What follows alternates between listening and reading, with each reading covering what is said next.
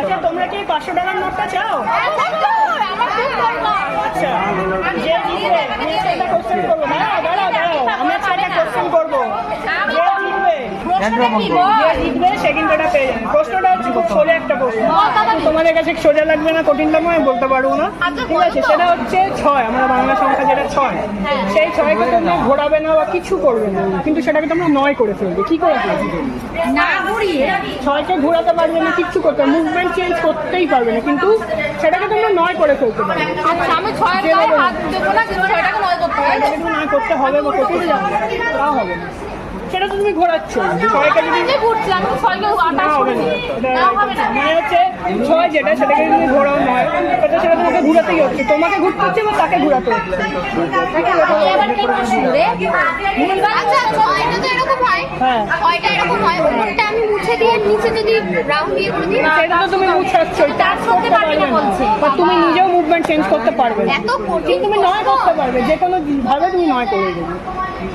6টা 9 মুখে বললে হবে 9 কে 6 6 কে না ওটা হবে না। তাহলে কি তুমি কোশ্চেনটা ভুল করেছো, এরকম না, কোশ্চেন নেই। হবে না। 6 এর গায়ে আমি হাত দিতে পারবো না। না ও টাকাটা দেবে না, বুঝলি তো শুনি, ওই যে দেখো যে জিতবে তাকে কিন্তু আমি আজকে টাকাটা দিয়েই যাবো। 9 করতে হবে। হ্যাঁ 9 করতেই হবে, তাই? 6টা 9 করতে হবে। আমার কথাই আসছে না। আমার মাথায় আসছে না, বাংলার 6 না ইংলিশের 6?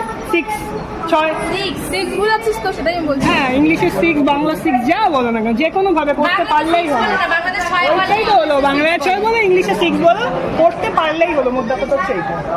ঠিক আছে, আমি তার নিচে 9 লিখে দেবো। কি হলো তোমরা পারবে না? কি কেউ না মাথায় এমন একটা কোশ্চেন নিয়ে আসছে, মাথা উড়ে আসছে, আমার মধ্যে পেনটা হালকা হয়ে গেছে। কি হবে? তুমি তো পারো সব কিছু। না টাকাটা দিয়ে টাকাটা দিবি না।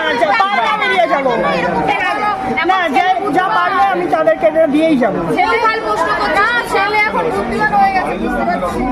না পারলেই যাবো। মাথায় আসছে, বুঝতে পারছি। আমি তো পারবোই না, আমি তো মাথায় কিভাবে 9 করবো, তাই তো? আবার না সোজা, কিন্তু খুব সোজা। তোমরা বন্ধুরা তোমরা কারা পারছো, এটাকে হেঁটে দাও। তোমরা আমি একটা কিছু দিচ্ছি, সেটা হচ্ছে তোমরা ইংলিশ বাংলা হিন্দি যে কোনো ভাষাতে তোমরা এটা করে ফেলতে পারো। বাংলা হিন্দি তোমরা সংখ্যাটাকে কেন সংখ্যার মতো করেই ভাবছো। আমি পারবো। হ্যাঁ বলো। আমার একটা মাথায় আছে, আমি জানি না এটা ঠিক হবে কিনা। আমার মনে হচ্ছে 6 বোঝাচ্ছে, এখানে 6 বলতে আমি একটা সংখ্যাকে বোঝাচ্ছি, কিন্তু আমি সেখানে 6 থেকে অন্য কিছু দিয়েও এক্সাম্পল দিতে পারি। আর 6 বলতে আমি 6টা মানুষকে দাঁড় করেছি, তার সাথে 3টে মানুষ এক্সট্রা করলে 9 হবে। আমি বলছি এটা অবশ্যই হবে। রোমান সংখ্যায় 9 লিখবো, মাঝখান দিকে হবে না, তাও হলো না। কেন 6 হলো? অনেকটা গেছো, কিন্তু পুরো অ্যান্সারটা হয়। এটা কিন্তু ঠিক তুমি না। রোমান সংখ্যায় 9 লিখবে, হ্যাঁ। তারপরে কেটে দেবে। হ্যাঁ, তুমি মাঝখানে গেছো দাগ দিয়ে দেবো। অনেকটা গেছো, কিন্তু পুরোপুরি VI6 পারফেক্ট।